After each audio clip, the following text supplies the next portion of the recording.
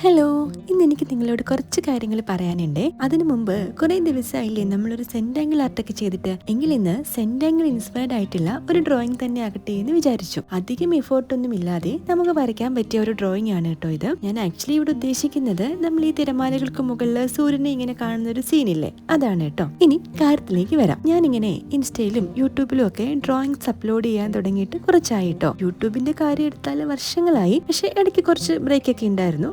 അതിനുശേഷം ഇപ്പോൾ ഏറെക്കുറെ എല്ലാ ദിവസങ്ങളിലും വീഡിയോസ് ഒക്കെ ഇടാൻ ശ്രമിക്കാറുണ്ട്. ഞാൻ ഒരുപാട് ഇഫേർട്ട് ഒക്കെ ഇട്ട് വരയ്ക്കുന്ന പല വീഡിയോസിനും കുറച്ചൊക്കെ വ്യൂസ് കിട്ടാറുണ്ടെങ്കിലും ലൈക്കോ കമന്റോ അങ്ങനെ അധികം ഒന്നും കിട്ടാറില്ല. അതിന് ഞാൻ വീഡിയോസ് അപ്ലോഡ് ചെയ്യുന്നതിന്റെ കുഴപ്പമാണോ ഇനി വേറെ എന്തെങ്കിലും ഇഷ്യൂസ് ആണോ എന്നൊന്നും എനിക്കറിയില്ല. എന്നാലും സത്യം പറയാലോ, ചിലപ്പോഴൊക്കെ നല്ല വിഷമം തോന്നും.